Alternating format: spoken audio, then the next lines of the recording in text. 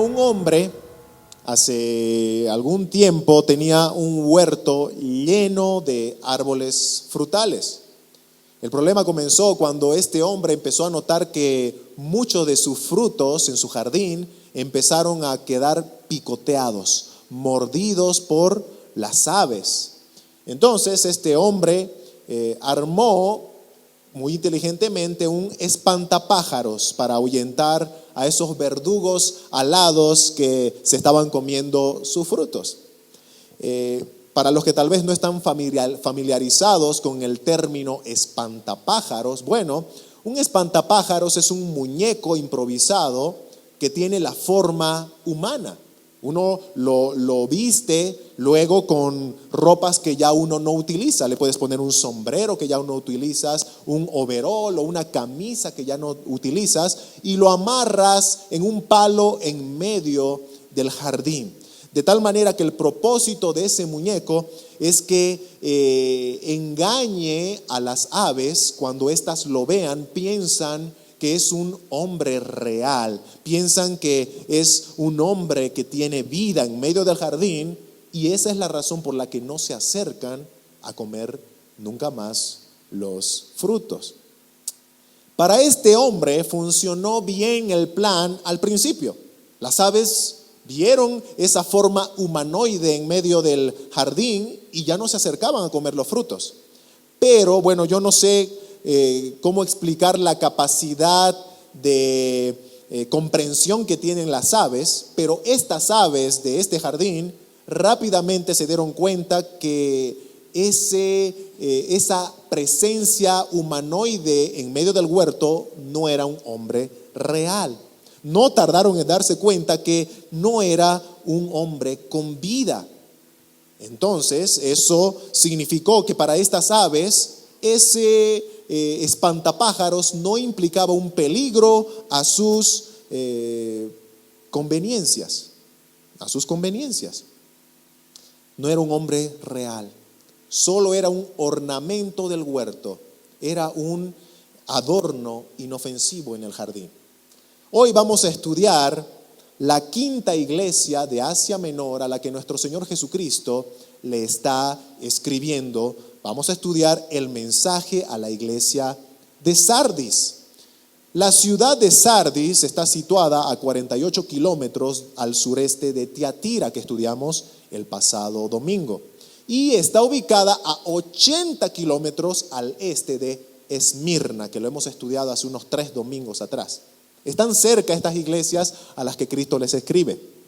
Es una ciudad, hablando de Sardis, es una ciudad pequeña, pero muy próspera, porque ellos se encargaban de comercializar sus productos agrícolas. Es una ciudad especial en su ubicación. Está rodeada, casi rodeada de precipicios, de tal manera que solamente bastó construir un fuerte, una fortaleza en un sector de la ciudad para que ellos se enaltecieran delante de todas las ciudades de Asia como la más segura. ¿Se imaginan? Casi rodeada de precipicios, ¿quién va a poder subir por ahí a la ciudad? Y una fortaleza completamente segura al otro extremo. Tenían aparentemente razones para confiarse, pero esa excesiva confianza, hermanos, los llevó a ser una ciudad que se adormeció, que se distrajo, y esa distracción fue causa de que en 2 ocasiones hayan caído en manos enemigas. Una, la primera vez en el año 546 antes de Cristo, en mano de los persas, y la segunda vez en el año 214 antes de Cristo, en manos de los sirios. Todo por su excesiva confianza en sus grandes fortalezas. ¿Se dan cuenta?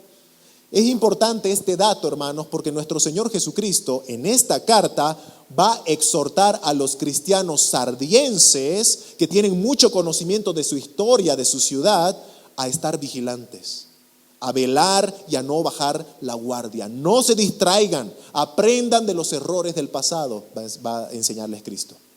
Hoy vamos a desglosar Apocalipsis capítulo 3, versículos 1 al 6 en 4 encabezados, 4 puntos. El primero, Características del dueño de la iglesia. Número 2, el reproche a la iglesia muerta. Número 3, el remanente fiel en medio de la iglesia muerta. Y por último, número 4, palabras finales a los vencedores. Así entramos de lleno a nuestro primer punto. Características del dueño de la iglesia. Apocalipsis capítulo 3 versículos 1a dice así: escribe al ángel de la iglesia en Sardis, el que tiene los 7 espíritus de Dios y las 7 estrellas, dice esto. Cuando Cristo se presenta a los mensajeros de la iglesia en Sardis, se presenta de dos maneras. En primer lugar, el que tiene los 7 espíritus de Dios. Y en segundo lugar, se presenta como el que tiene las 7 estrellas. Hermanos, las dos características con las que Cristo Jesús se presenta aquí tienen una similitud. Ambas comparten el número 7. ¿Se dan cuenta? 7 espíritus de Dios, 7 estrellas en la mano de Cristo.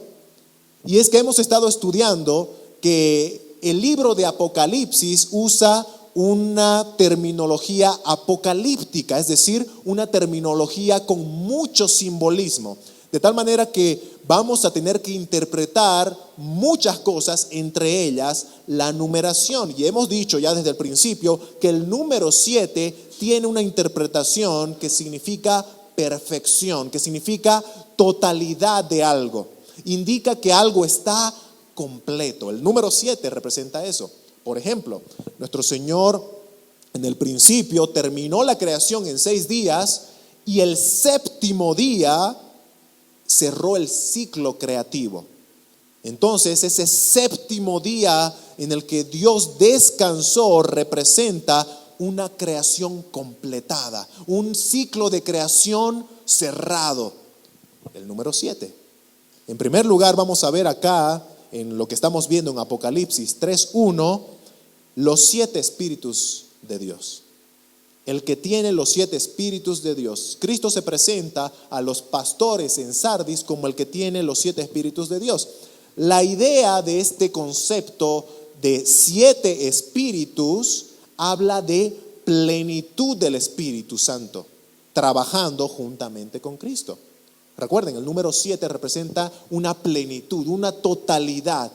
Los 7 espíritus de Dios, todo del Espíritu Santo está trabajando juntamente con Cristo. Tenemos que nosotros recordar que si bien Cristo, la segunda persona de la Trinidad, fue el encargado de morir en la cruz, de resucitar de la tumba, en realidad el que abre los ojos a los incrédulos para que miren a Cristo y sean salvos es el Espíritu Santo. Es un trabajo conjunto a la salvación. El Espíritu Santo es quien convence de pecado, justicia y juicio. Es el Espíritu Santo el encargado de dar vida a los que yacían muertos en sus delitos y pecados. Es el Espíritu Santo quien sella y asegura la pertenencia a Dios de todos los refugiados en Cristo. Es el Espíritu Santo quien santifica y quien mora en los creyentes, guiándolos a través de la Santa Escritura que Él inspiró para que hagan la voluntad del Señor. Es el Espíritu Santo quien santifica. ¿Se dan cuenta cómo el Espíritu Santo está robusteciendo, apoyando con todo lo que a Él le corresponde en su rol al ministerio de Jesús? Por eso Jesús dice que Él tiene a los 7 espíritus de Dios. ¿Por qué? Porque es la plenitud del Espíritu trabajando juntamente con Cristo. El ministerio salvífico de Cristo cuenta con el total servicio del Espíritu Santo. La plenitud del Espíritu Santo está con Cristo, apoyando a Cristo con su rol en la Trinidad. El Señor Jesucristo lo dijo en Juan capítulo 14, versículo 26. Mas el Consolador, el Espíritu Santo, a quien mi Padre enviará en mi nombre, Él os enseñará todas las cosas y os recordará todo lo que yo os he dicho. Lo mismo dijo en Juan 15, 26, con algunas diferencias. Pero cuando venga el Consolador, dice Cristo, a quien yo os enviaré del Padre, el Espíritu de verdad, el cual procede del Padre, Él dará testimonio de mí. ¿Se dan cuenta cuál es el rol, el trabajo del Espíritu Santo El Espíritu Santo trabaja a favor de Cristo. No contradice las enseñanzas de Cristo, sino como dijo en Juan 14:26, nos las recuerda. Ni tampoco el Espíritu Santo apunta a cualquier otro que no sea Cristo. Da testimonio de mí, dijo Jesús. El Espíritu Santo, la plenitud del Espíritu Santo está con Jesús. Él tiene la plenitud del Espíritu Santo en su obra. Y también Jesús se presenta como el que tiene las 7 estrellas. Ubican, ¿verdad? En nuestro texto, el que tiene los 7 espíritus de Dios y las 7 estrellas. Dice esto. Bueno, en Apocalipsis 1:16, nuestro Señor ya se había presentado como el que tiene las 7 estrellas en su diestra. Y Él explicó luego en Apocalipsis 1:20, un poquito más adelante, que esas 7 estrellas en su mano derecha son los ángeles, es decir, los mensajeros de las iglesias locales, es decir, los pastores. Cristo tiene autoridad sobre todos los que cumplen el rol pastoral en las iglesias locales. De hecho, Apocalipsis 1:16, como decíamos hace un momento, muestra a esas 7 estrellas en su mano derecha. 7, recuerdan, ¿verdad? La totalidad de algo. Todos los que cumplen, todos, sin diferencia, sin dejar a uno afuera, todos están en la mano derecha de Cristo. Todos los pastores le pertenecen. Y los pastores deben obedecer y servir a su amo, no servirse a sí mismos. Los pastores deben hablar las palabras de su Señor, no sus propias opiniones y deseos. Los pastores deben buscar la gloria de Cristo y no la gloria de ellos mismos. Si el pueblo de Dios, si las iglesias desfallecen, si pecan deliberadamente, los primeros responsables serán los pastores. Eso no quiere decir que los que han pecado no van a tener consecuencias de sus pecados. Pero los pastores son responsables si el pueblo peca también. Ellos deben enseñar piedad al pueblo con su ejemplo. Deben disciplinar para restaurar a los que pecan, no para castigar, no como una forma de revanchismo o venganza, no, para restaurar. Deben disciplinar igualmente para guardar a la congregación del Señor de mancharse con el pecado, de la propagación del pecado, y deben enseñar sana doctrina. Hermanos, debe haber temor y reverencia en la labor pastoral. ¿Por qué? Porque los pastores darán cuenta al Señor por las almas que le fueron encomendadas. Y bueno, ahorita estamos hablando de los pastores, ¿no? Ay, pobres los pastores, tanta responsabilidad para los pastores, pero hay que tener algo en cuenta. El Señor Jesucristo está escribiendo esta carta no solo a los pastores. Está bien, dice, escribe al ángel, ¿verdad? A los ángeles, es decir, a los mensajeros. Pero estos mensajeros tenían que transmitir estas palabras al resto de la iglesia. Y si bien acá hablamos de que los pastores están en la mano derecha de Cristo y tienen una responsabilidad de velar por las ovejas de Cristo, ¿cuál es el papel, el rol que ahora deben cumplir las ovejas de Cristo para con los pastores que el Señor puso en cada iglesia local? ¿Qué debe hacer la iglesia ante esta realidad de que los pastores tienen una responsabilidad con sus almas? Deben orar. Orar en todo tiempo por sus pastores.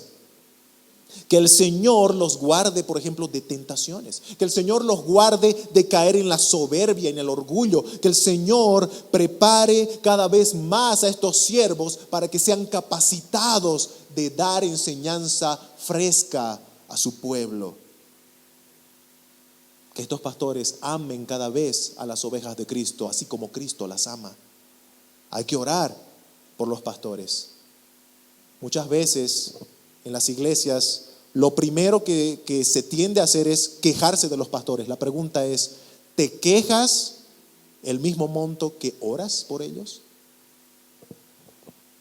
Oremos por los pastores para que nunca olviden que están en la mano de Cristo, en la diestra de Cristo y que le pertenecen y que deben obedecerle. Y así pasamos a nuestro punto número 2. El reproche a la iglesia muerta. Y aquí nos vamos a detener un poquito. El reproche a la iglesia muerta. Apocalipsis 3:1b. Jesús dice: yo conozco tus obras, que tienes nombre de que vives y estás muerto. Como en las anteriores cartas a las anteriores iglesias, que eran Efesio, Esmirna, Pérgamo y Tiatira, bueno, ahora también a la iglesia de Sardis, Jesús les declara diciendo: yo conozco tus obras. Recordemos, ya habíamos visto en una de las cartas anteriores, Jesús se presenta también como aquel que tiene ojos como llama de fuego, que ve hasta lo más íntimo de cada congregación, lo bueno y lo malo, lo que avergüenza y lo que causa gozo. Jesús lo conoce. Y en esta oportunidad le dice a los creyentes de Sardis: tú tienes nombre de que vives y estás muerto. Estás muerto. Así como el espantapájaros de nuestra ilustración inicial, ¿recuerdan? Que parecía un hombre real, parecía un hombre vivo en medio del jardín, tenía una forma humana de tal manera que al principio pudo engañar a las aves. Pero luego las aves de alguna u otra manera se dieron cuenta que esa presencia humanoide en el jardín no tenía o no implicaba ningún peligro a sus intereses, porque no tenía vida. Era un simple ornamento del huerto, era un adorno inofensivo. De la misma manera, hermanos, la iglesia de Sardis, en la ciudad donde el Señor las puso, tenía apariencia de tener vida, pero estaba en una ciudad como un adorno. Rápidamente los paganos sardienses se dieron cuenta que esa presencia eclesial en esa ciudad no implicaba ningún peligro para sus intereses pecaminosos. Se trataba, hermanos, de una iglesia que llegó a ser un ornamento en esa ciudad, un adorno inofensivo. Hay un teólogo, Simon Kiesmaker, que él comenta y dice: de las 7 iglesias de Asia Menor a las que Cristo escribe, Sardis era una de las más débiles en cuanto a fervor religioso. Al acomodarse a su entorno religioso, la iglesia quedó protegida de toda persecución, porque casi nadie se daba cuenta de que existía. Su estilo de vida inofensivo conducía a una paz religiosa con el mundo, pero también a muerte espiritual a los ojos de Dios. Fin de la cita. Oh, hermanos, hoy hay muchos cristianos que se preocupan tanto por agradar a los hombres que se han olvidado de que deben agradar a Dios. Y en ese afán de querer agradar al mundo, de querer sonar no ofensivos para el mundo con el mensaje del evangelio, han empezado a cambiar, a distorsionar, a diluir y debilitar el evangelio de Jesús, para que el inconverso no se ofenda. ¿Por qué? Porque decirle que es pecador ofende. Pero hermanos, la verdad es que el verdadero evangelio es ofensivo. El verdadero evangelio ofende. Bien lo dijo el teólogo R.C. Sproul: si predicas lo que Jesús predicó, vas a más o menos tener la misma reacción de la gente. Van a querer matarte. Van a querer matarte. Oh, hermanos, qué pena es ver iglesias instruyendo a sus miembros a hacer más potable el mensaje del evangelio, para que a los oídos de los incrédulos, de los inconversos, no suene ofensivo, no suene doloroso. Entonces hay que quitar la palabra pecado, porque pecado ofende. Decir que eres pecador ofende. Hay que quitar la palabra culpa. ¿Por qué? Porque hacerte sentir culpable ofende. Y de repente hemos cambiado el evangelio porque ofende. Y queremos pasar desapercibidos en una sociedad sin ofender con el mensaje.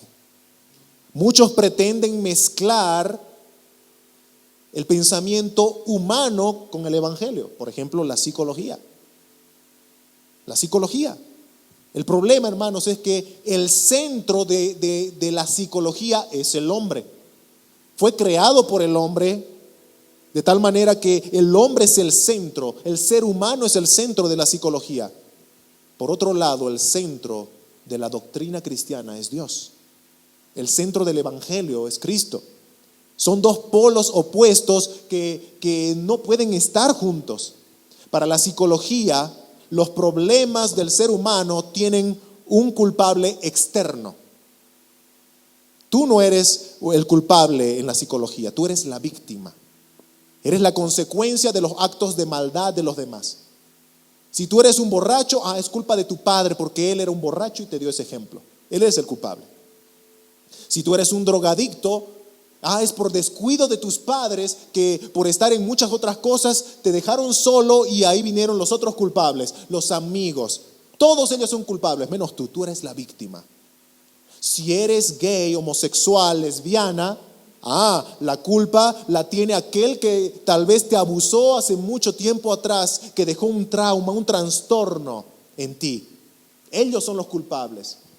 O en el peor de los casos, como algunos han llegado a decir, esa persona gay ha nacido gay. Y si hay algún culpable es aquel que lo formó en el vientre. Pero tú no eres culpable. ¿Te das cuenta? Para la psicología, todos son culpables, menos tú. Eso enseña la psicología humanista, que algunos quieren mezclar con el evangelio para hacerlo más digerible para el mundo. Pero bien dijo el apóstol Pablo en 1 Corintios 1:18, porque la palabra de la cruz es locura para los que se pierden. Cuando tú prediques el evangelio a alguien, te va a rechazar porque es su naturaleza rechazarte. Cuando tú prediques el evangelio, esa persona va a no estar de acuerdo con tu predicación. Va a rechazarte. Va a rechazarte. Hermanos, no cambiemos el evangelio para encajar en un mundo que tiene a la cruz por locura. Prediquemos el evangelio para salvar a aquellos, como dice también este texto en 1 Corintios 1:18, pero a los que se salvan, esto es a nosotros, es poder de Dios. Hermanos, hay muchos que están preparados para escuchar el evangelio de Jesucristo. Y debemos ir y predicar con denuedo y con fidelidad para que ellos crean en este poder de Dios que es el evangelio. No cambiemos el evangelio para encajar en el mundo, para caerle bien al mundo, para evitarnos el rechazo, como dijo R.C. Sproul, para evitar que te maten. No, Jesús dijo a sus discípulos en Juan capítulo 15, versículos 18 al 19, si el mundo os aborrece, sabed que a mí me ha aborrecido primero, antes que a vosotros. Si fuerais del mundo, el mundo amaría lo suyo, porque no sois del mundo. Antes yo os escogí del mundo, por eso el mundo os aborrece. ¿Qué dice Cristo de su iglesia? Que el mundo nos va a aborrecer, porque a Él le aborreció. No puede pasar lo contrario. Crucificaron a Cristo, mataron a Cristo, por lo que Cristo predicaba, por lo que Cristo proclamaba. Y a sus seguidores, como dice también el apóstol Pedro, nos va a pasar lo mismo. Vamos a seguir sus pisadas. ¿Y cuáles son las pisadas de Cristo? Sufrimiento, sacrificio, dolor, fidelidad. Hermanos, aprendamos a no ser como esta iglesia de Sardis. No seamos espantapájaros en el mundo, que aparentamos tener vida, ¿verdad? Vamos a la iglesia con el brazo o con la Biblia bajo el brazo y somos tal vez constantes, pero cuando las aves se dan cuenta que somos inofensivos, que no afectamos sus intereses pecaminosos, entonces estamos como ese espantapájaros en el huerto, que fácilmente podríamos no estar y nadie extrañaría nuestra ausencia en ese lugar. Esas aves viven en una paz con esa iglesia de adorno, pero no hay paz con el Dios santo, soberano y eterno. Al contrario, dice la Biblia que están enemistados con Dios y de camino a una condenación, y todo por nuestra pasividad. Y a los cristianos que cambian el evangelio, sea cual sea la razón, sea cual sea el sentimiento bondadoso que los lleve a querer ablandar, suavizar, debilitar el evangelio para no ofender, el apóstol Pablo, inspirado por el Espíritu Santo, le escribe a una iglesia local, a los Gálatas. Gálatas capítulo 1, versículos 9 y 10, diciendo: si alguno os predica diferente evangelio que el que habéis recibido, sea anatema, es decir, reciba la maldición de Dios. Sigue diciendo el apóstol Pablo: pues busco ahora el favor de los hombres o el de Dios, o busco agradar a los hombres. Pues si aún todavía agradara a los hombres, no sería siervo de Cristo. Jesús le dijo a la iglesia de Sardis: yo conozco tus obras, que tienes nombre de que vives, pero estás muerto. Que el Señor nos guarde, hermanos, de no ser como esta iglesia, la quinta iglesia del Apocalipsis, que aparentaba vida, pero estaba muerta. Pero Jesús le sigue escribiendo, y luego del reproche viene el llamado al arrepentimiento. Apocalipsis capítulo 3, versículos 2 y 3 dice: sé vigilante y afirma las otras cosas que están para morir, porque no he hallado tus obras perfectas delante de Dios. Acuérdate pues de lo que has recibido y oído, y guárdalo y arrepiéntete, pues si no velas, vendré sobre ti como ladrón, y no sabrás a qué hora vendré sobre ti. En primer lugar, algo que vamos a ver en este texto que nos está hablando ahora del llamado al arrepentimiento que Jesús hace para esta iglesia, es que da dos mandamientos que lo vamos a ver rápidamente. En primer lugar, ser vigilantes, y en segundo lugar, afirmar algunas cosas. Ser vigilantes y afirmar. La idea de ser vigilantes es estar alerta. Cualquier ciudadano de Sardis, como estudiábamos hace un momento, ¿verdad? De su historia de los sardienses, cualquier ciudadano de Sardis sabía que el peor error que ellos cometieron en su historia fue bajar la guardia, dejar de velar, adormecerse por esa extrema confianza en sus muros protectores de su ciudad. Esa extrema confianza fue razón por la que en dos ocasiones cayeron en mano de enemigos. En la primera, como decíamos hace un momento, en el año 546 a.C., en mano de los persas, y en la segunda oportunidad cayeron bajo las manos de los sirios en el año 214 a.C. Entonces, podemos ver cómo los sardienses, la ciudad de Sardis, tenía por su historia el conocimiento de el terrible error de adormecerse, de no velar, de no estar vigilantes. Ahora, ¿qué está haciendo Jesús con estos cristianos de Sardis que conocen su historia? Jesús está usando la historia de la ciudad para enseñarles, para exhortarles a no bajar la guardia, a no dejar de velar, a estar todo el momento vigilantes. ¿Pero vigilantes de qué? La Biblia enseña que los cristianos tenemos enemigos y que todo momento el enemigo está tratando de lastimar a los creyentes con dardos de fuego, con tentaciones, y muchas veces usa diferentes artimañas. Una de ellas, por ejemplo, que se presenta dentro de las iglesias como una gran amenaza, y que en el Nuevo Testamento es constante la advertencia a ello, que son los falsos maestros. Es un peligro interno, es un peligro que sale de adentro de la iglesia. Por eso es que también el apóstol Juan dice: estaban entre nosotros, pero no eran de nosotros. Habían dentro de la iglesia falsos maestros.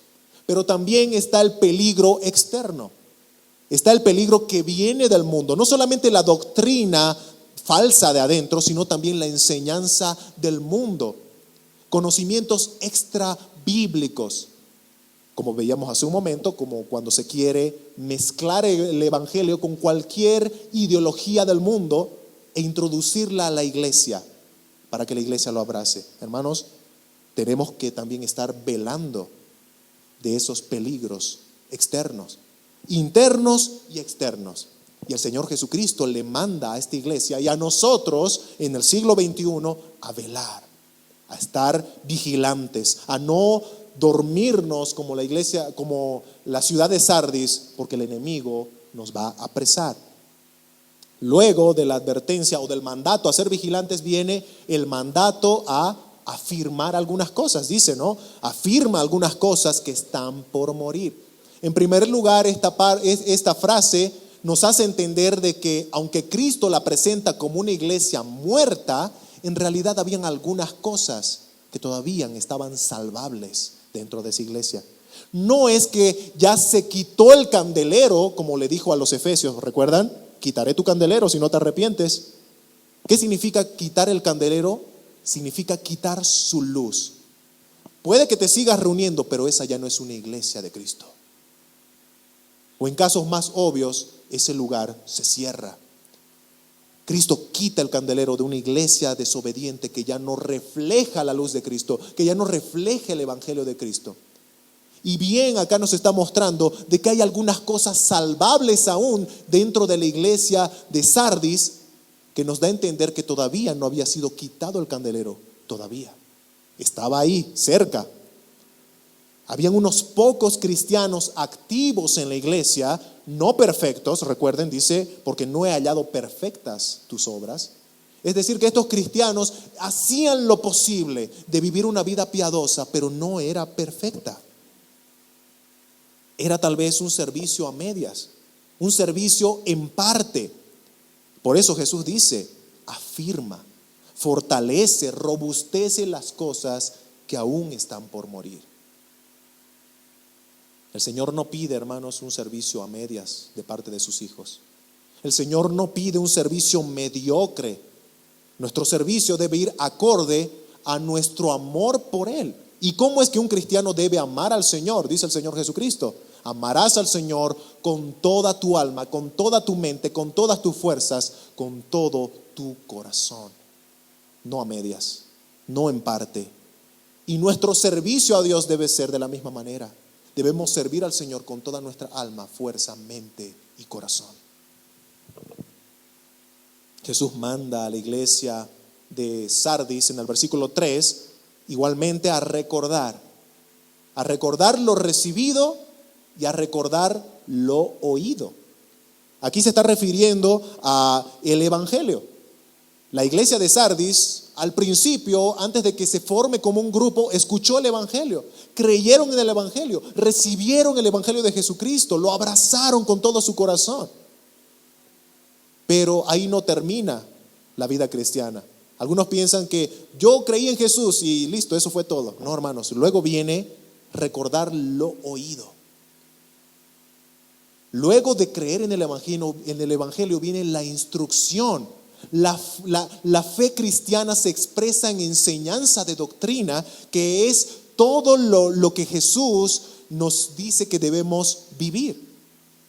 La voluntad del Señor que debemos aplicar en nuestra vida. Lo que le está diciendo Jesús a la iglesia de Sardis es: prediquen el verdadero y único evangelio que ustedes recibieron al principio, pero también vivan según las enseñanzas que han oído de las Sagradas Escrituras. Recuerda lo que has recibido y lo que has oído. No se acomoden a la cultura del mundo. Es interesante cómo a lo largo de las cartas que estamos viendo en Apocalipsis, siempre el Señor llama al arrepentimiento. Y esta no es la excepción. Está llamando al arrepentimiento y está mostrando qué es lo que tienen que hacer, qué es lo que tienen que dejar de hacer. Y el fruto de un verdadero arrepentimiento no solamente se expresa de forma verbal, ¿verdad? Tú puedes decir, es bueno decirlo, expresarlo, me arrepiento. Pero esa expresión verbal debe mostrarse de forma práctica, evidente. En caso de una impenitencia o no arrepentimiento, vienen consecuencias. Vienen consecuencias. Solo a 3 iglesias de las 7 iglesias del Apocalipsis se les llama al arrepentimiento con la advertencia de que si no se arrepienten, viene una consecuencia inmediata a esa iglesia. Esas 3 iglesias a las que se les hace ese llamado al arrepentimiento con esas advertencias son la iglesia de Éfeso, la iglesia de Pérgamo y la iglesia de Sardis. La iglesia de Sardis. Hay un texto, ¿verdad?, ahí en nuestro versículo que decía,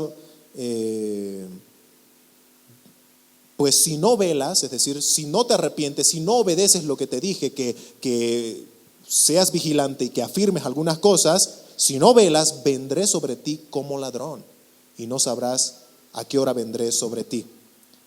Muchos interpretan esta frase como ladrón llevándola directamente a la venida escatológica de Cristo, la segunda venida, que se presenta en la Escritura como una venida repentina, ¿verdad? Bueno, aquí, hermanos, esta frase como ladrón no se está refiriendo a esa venida escatológica de Cristo. Esta frase como ladrón simplemente tiene la intención de mostrarnos que el castigo o las consecuencias a la desobediencia de Sardis es inmediata y sorpresiva. Es decir, que cuando los de Sardis no obedecieran a la palabra de Dios, de Cristo que les dio, ellos no tendrían que esperar hasta el regreso escatológico de Cristo en su segunda venida para recibir el juicio. No, Cristo tiene la potestad de juzgar en el presente a cada una de sus iglesias.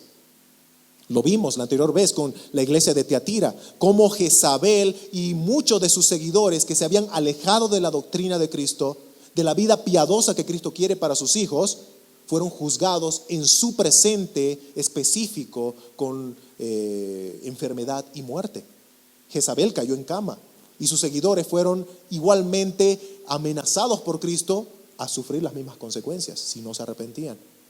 Cristo, hermanos, tiene la potestad de ejercer juicio, de ejercer disciplina sobre sus iglesias ahora mismo. Y viene sorpresivamente. Así que ahí viene ese llamado al arrepentimiento con advertencia también para los de Sardis, si no se arrepienten. Y así pasamos a nuestro punto número 3. El remanente fiel en medio de la iglesia muerta. Un remanente fiel es un grupo que se ha mantenido fiel, firme. Como dijimos hace un momento, Jesús reconoce que habían unas pocas personas, pero habían luchando, no eran perfectas, pero ahí estaban, cristianos tratando de vivir, de hacer la voluntad del Señor, en medio no solamente de una cultura ciudadana pecaminosa, sino de una iglesia muerta, una iglesia que se había adormecido. Apocalipsis 3:4 dice: pero tienes unas pocas personas en Sardis que no han manchado sus vestiduras y andarán conmigo en vestiduras blancas porque son dignas. Esa frase, unas pocas personas, en el original griego está dicho literalmente de esta manera: unos pocos nombres en Sardis. Unos pocos nombres en Sardis. ¿Y qué de relevante tiene tal vez esa forma de decirlo en el original griego? Hermanos, expresa mucho. Cuando Jesús habla de unos pocos nombres en Sardis que no han manchado sus vestiduras, está mostrándonos que Él conoce a cada uno de sus siervos por nombre, a cada uno de sus hijos fieles por nombre. Él conoce, Él lo sabe. Y esos cristianos, esos pocos que se han mantenido firmes dentro de una cultura eclesial muerta, son esas pocas brasas, como dice también el teólogo Kiesmaker, que con un simple soplo de aire pueden incendiar de nuevo con el fervor a esa iglesia y rescatarla de esa muerte a la que se dirige. Esos pocos cristianos son ese fuego que puede volver a llamear el fervor de esa iglesia. Estos cristianos que no mancharon sus ropas, está hablando de un estilo de vida. La ropa manchada habla de un estilo de vida pecaminoso, y la ropa o las vestiduras blancas hablan de un estilo de vida piadoso, conforme a la voluntad de Dios. Estos cristianos, estos pocos de los cuales Jesús habla en Sardis, dice que no mancharon sus vestiduras con el pecado. No se mancharon de adulterio, de idolatría, no cambiaron el evangelio para agradar a los hombres. Estos cristianos no se mancharon. Tal vez aquí viene una aplicación para nosotros. Somos cristianos, si hemos creído en Jesús, si hemos recibido el perdón por la fe en Él. La pregunta es, según tu estilo de vida, no según lo que profesamos, porque muchos podemos decir, yo soy cristiano. La pregunta es, según tu estilo de vida, en tu diario cotidiano, ¿te consideras alguien con ropas manchadas o con vestiduras blancas? Con ropas que denotan una vida entregada al pecado, o ropas que de alguna manera expresan que estás viviendo conforme a la voluntad de Dios, huyendo del pecado, aborreciendo el pecado, luchando contra el pecado, mortificando el pecado, como dice Romanos capítulo 6, ya no sirviendo a la injusticia, sino ofreciendo mis miembros a la justicia. Por el contrario, el versículo 4 de Apocalipsis 3 dice también que, o no el contrario, sino dice que estos cristianos que han guardado sus vestiduras son dignos de andar con Cristo en vestiduras blancas. Y nosotros sabemos que cuando hablamos de dignidad en el cristianismo, no es una dignidad que uno se ha ganado, ¿verdad? De hecho, hay una alabanza que dice, ¿no? Esta verdad confieso hoy, de dignidad indigno soy. ¿Qué significa? Que si bien ahora mismo podemos decir que somos dignos de estar andando con Cristo, no es porque tú te lo ganaste. Hay un comentarista que dice, estos pocos fieles son dignos, es decir, a los ojos de Jesús los declara dignos, no por sus propios logros, sino por los de Él. Sus así llamadas buenas obras son nada más que harapos sucios. ¿Recuerdan las palabras de Isaías? Nuestras mejores obras son como trapos de inmundicia delante de Dios. Pero al escuchar en obediencia a la voz de Jesús y al seguir sus huellas, son declarados dignos gracias a la expiación de Él. Si la Escritura nos declara a los cristianos como dignos de andar con Jesús, es por Él. Es por Él y solamente por Él.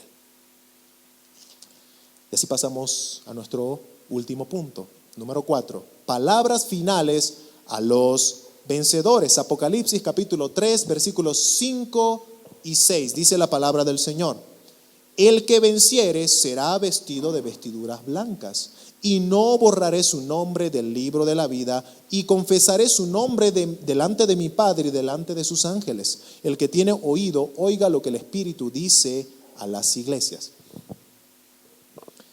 Es claro notar cómo a las personas que están con vestiduras blancas aquí se las presenta como vencedores, ¿verdad? El que venciere será vestido con vestiduras blancas. El que venciere. Cristo, hermanos, es el vencedor. Él es el vencedor. ¿Y por qué razón es que a los cristianos nos presenta la Escritura como vencedores también? Y es que por la fe nosotros hemos sido unidos a Jesús, el vencedor. Esa es la razón por la que el apóstol Pablo en Romanos capítulo 8, versículos 37 al 39 va a decir, antes en todas estas cosas somos, ¿quiénes? Los cristianos, más que vencedores por medio de aquel que nos amó. No eres vencedor por ti mismo, como seguro en muchos lugares tratan de enseñar, ¿verdad? A veces cuando se toca el tema, por ejemplo, de David y Goliat, muchos quieren decirte, tú eres David, cuando en realidad la ilustración de David y Goliat es Cristo venciendo al gigante que parecía invencible, a Satanás, al pecado y al mundo, a la muerte. Cristo. Nosotros, hermanos, no somos vencedores por nuestras propias fuerzas, ni porque nosotros hayamos hecho algo. Dice la Escritura, somos vencedores, más que vencedores, por medio de aquel que nos amó, que es Jesús. Pero ¿qué sigue diciendo el apóstol Pablo en Romanos 8, en ese contexto de que los cristianos somos más que vencedores en Jesús? Dice, por lo cual, ¿qué sucede con estos más que vencedores? Estoy seguro, dice Pablo, de que ni la muerte, ni la vida, ni ángeles, ni principados, ni potestades, ni lo presente, ni lo porvenir, ni lo alto, ni lo profundo, ni ninguna otra cosa creada nos podrá separar del amor de Dios que es en Cristo Jesús. Pablo está diciendo que el ser más que vencedores en Jesús da también seguridad de salvación a todos aquellos que están unidos a Jesús, el vencedor. Pablo está mostrando aquí una doctrina tan crucial para los cristianos, que es la seguridad de la salvación, lo que nos lleva al siguiente tema de nuestro texto en Apocalipsis, Apocalipsis capítulo 5. El que venciere será vestido de vestiduras blancas y no borraré su nombre del libro de la vida. Este versículo es muchas veces usado para mostrar una aparente pérdida de salvación. ¿Por qué? Porque muchos dicen, y no borraré su nombre de la vida, y dicen, ¿ves? Entonces es posible que algún nombre del libro de la vida sea borrado. Pero la pregunta es, al hacer esa conclusión del texto, ¿lo hacemos con una precisa lectura del versículo? ¿Lo estamos leyendo atentamente? Recordemos, el versículo viene primero después de una aclaración de que somos vencedores.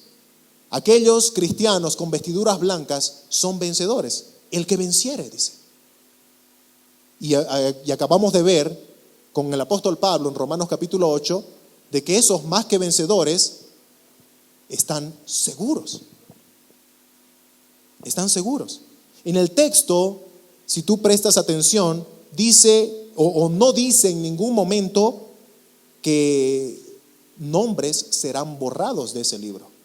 Más bien, en una connotación negativa, en un tono de negación, asegura que no va a ser borrado ningún nombre de ese libro. Dice, no borraré su nombre. Otros traductores, otros comentaristas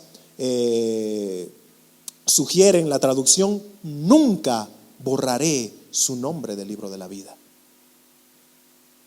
Y es que es muy común escuchar en muchos contextos eclesiásticos que, por ejemplo, los nombres en el libro de la vida son nombres que se van escribiendo conforme las personas van creyendo en el Evangelio. Seamos sinceros, seguramente eso es lo que nosotros hemos pensado, ¿verdad? Una persona cree en el Evangelio hoy, y entonces en ese momento el Señor está escribiendo su nombre en el libro de la vida. Pero hermanos, ese es un pensamiento no bíblico, porque la Escritura más bien afirma algo diferente. Dice la palabra de Dios en Apocalipsis, capítulo 17, versículo 8b, el apóstol Juan está haciendo mención de personas que no forman parte del libro de la vida, y en ese contexto Juan dice desde cuándo se encuentran inscritos los que sí están en ese libro. Juan 17, 8b dice, aquellos cuyos nombres no están inscritos desde la fundación del mundo en el libro de la vida, se asombrarán viendo a la bestia que era y no es y será. ¿Se dan cuenta de lo que está diciendo Juan acá? Los que no están inscritos en el libro de la vida no lo están por la soberana, santa y sapientísima voluntad de Dios. Y ellos no están en ese libro desde la fundación del mundo. Es decir, que no son nombres que se van escribiendo en el momento, sino que ya fueron escritos desde la fundación del mundo. De la misma manera, los nombres que sí están escritos en el libro de la vida son nombres que fueron puestos ahí por la soberana, santa y sapientísima voluntad de Dios, y fueron puestos ahí desde antes de la fundación del mundo.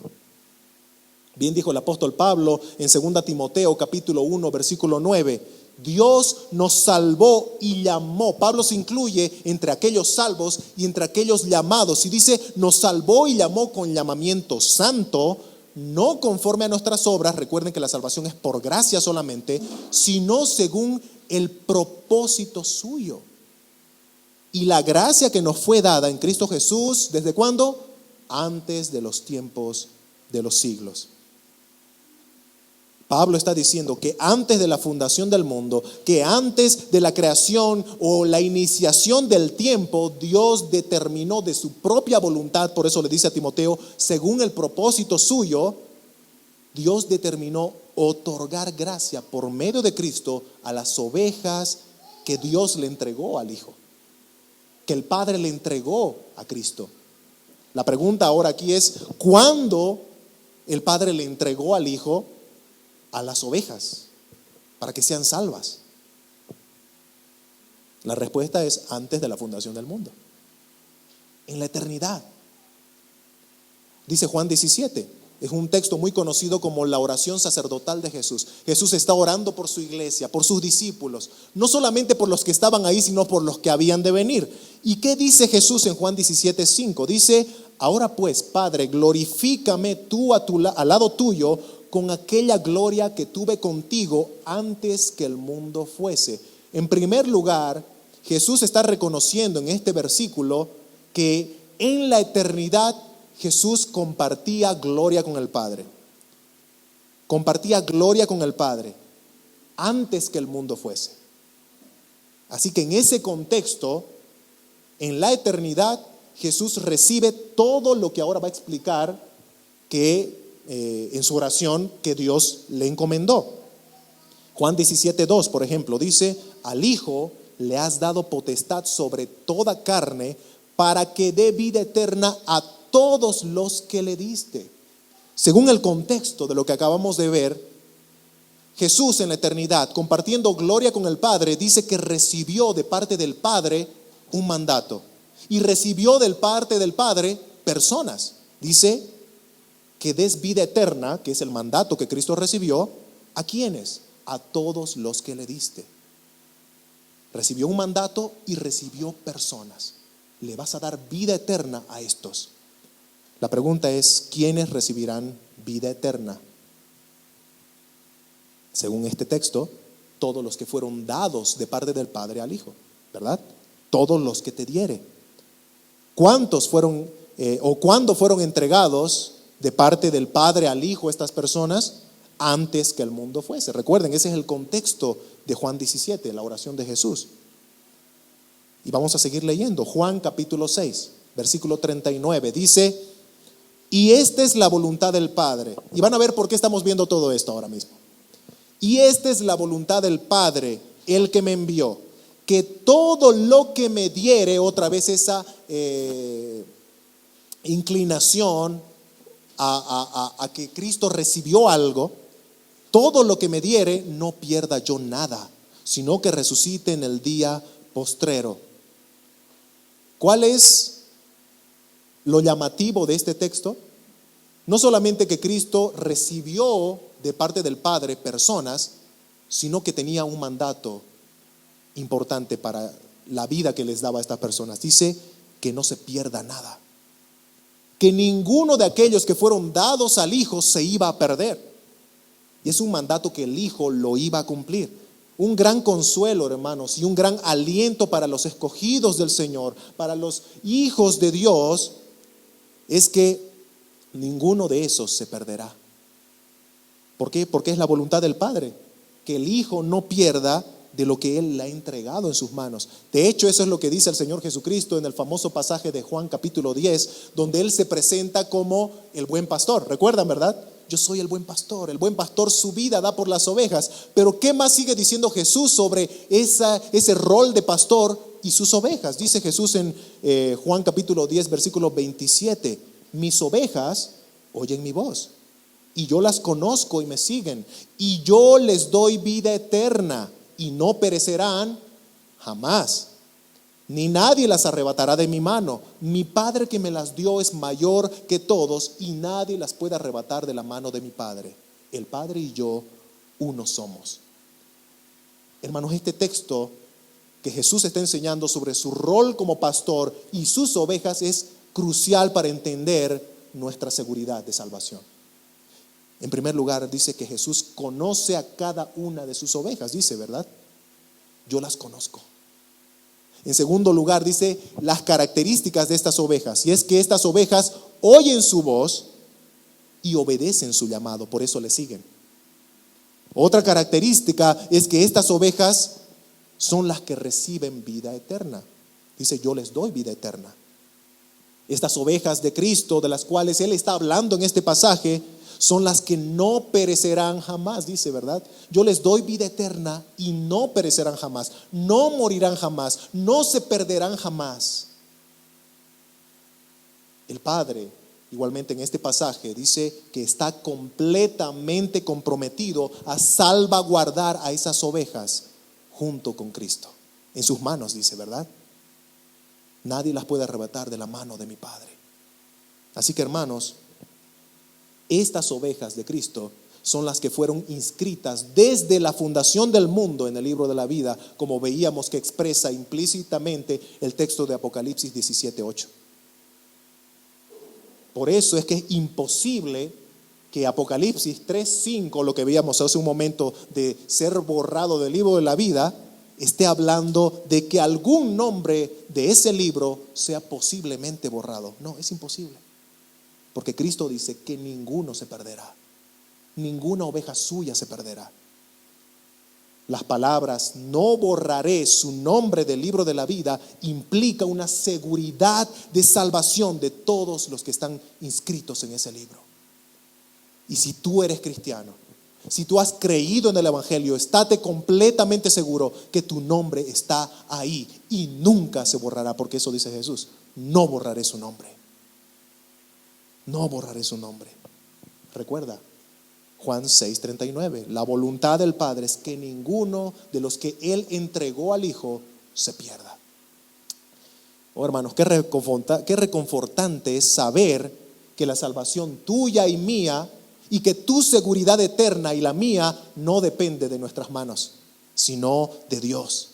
Porque si dependiera de nosotros, ya hace mucho tiempo la habríamos perdido. Con pensamientos pecaminosos, con acciones pecaminosas, con palabras pecaminosas. ¿Se dan cuenta cuántos pecados fueron suficientes para que Adán y Eva fueran echados del huerto del Edén? Uno, la desobediencia. ¿Cuántos pecados serían suficientes para que tú pudieras perder tu salvación si dependiera de ti? Uno. Pero, hermanos, la salvación, dice el profeta Jonás en Jonás 2:9, la salvación es de Jehová, de principio a fin. De principio a fin. Y termina también el texto diciendo: confesaré su nombre delante de mi Padre y delante de sus ángeles. Apocalipsis 3:5c. Jesús repitió esta frase de confesar el nombre de los que confiesan su nombre. Por ejemplo, en Mateo 10:39, en su ministerio terrenal, Jesús decía: a cualquiera pues que me confiese delante de los hombres, yo también le confesaré delante de mi Padre que está en los cielos. De la misma manera, Lucas 12, versículos 8 y 9, va a decir algo similar y algo añadido. Os digo, dice Jesús, que todo aquel que me confesare delante de los hombres, también el Hijo del Hombre lo confesará delante de los ángeles de Dios. Y sigue diciendo Jesús: mas el que me negare delante de los hombres será negado delante de los ángeles de Dios.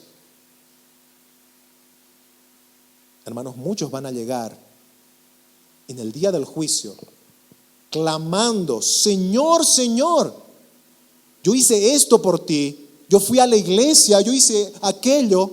Pero Jesús les va a decir: apartaos de mí, hacedores de maldad, nunca os conocí.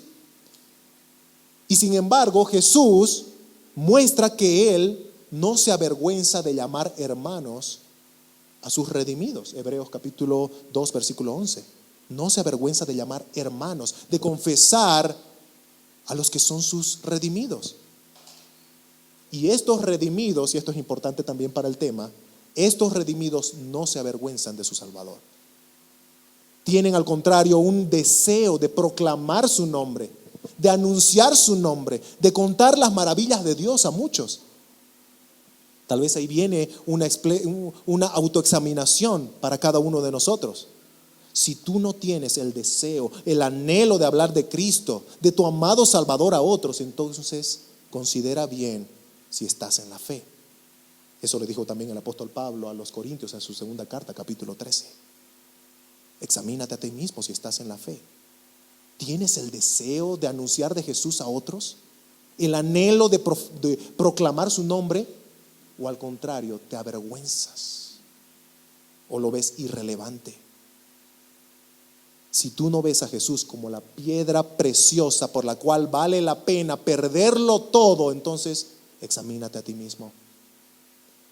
Si tu orgullo es más importante que Jesús, si tus amigos son más valiosos que Jesús o tu comodidad es más preferible que Cristo, entonces examínate a ti mismo si estás en la fe.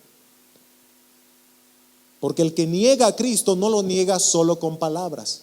No es solo que tú vas diciendo por ahí abiertamente, yo no creo en Jesús, que hay muchos, ¿verdad?, que lo hacen así. Pero hermanos, uno puede negar a Jesús no solo con la boca, sino con sus acciones. Negamos a Jesús con un estilo de vida contrario a su voluntad. Recuerda lo que enseñó Jesús. ¿Cómo se reconoce a los falsos? Por sus frutos. Por sus frutos los conoceréis, dijo Jesús. Jesús no se avergüenza, hermanos, de llamarnos a nosotros sus hermanos. Pero también nosotros no debemos avergonzarnos de proclamar ante todo el mundo que Él es Salvador y Señor. Y por último, la carta termina con el llamado a la obediencia. El que tiene oído, dice Apocalipsis 3:6, oiga lo que el Espíritu dice a las iglesias. La pregunta para nosotros, Iglesia Cristiana Gracia, es: ¿vamos a oír y obedecer? ¿O vamos a quedarnos solamente con el oír? Conclusión, tenemos una sola que rescatamos del mensaje. Tengamos mucho cuidado con lo que leemos, tengamos mucho cuidado con lo que escuchamos en las redes sociales, tengamos mucho cuidado con tal vez aquel amigo, amiga que está siendo de influencia para que en mí empiece a despertar un deseo de cambiar, de distorsionar el evangelio para agradar al mundo. Porque hermano, esa lectura o eso que escuchas en las redes sociales o incluso ese amigo o amiga te está influyendo a hacer algo contrario a la Escritura. El apóstol Pablo enseñó que debemos ser fieles. Predica la palabra, le dijo a Timoteo.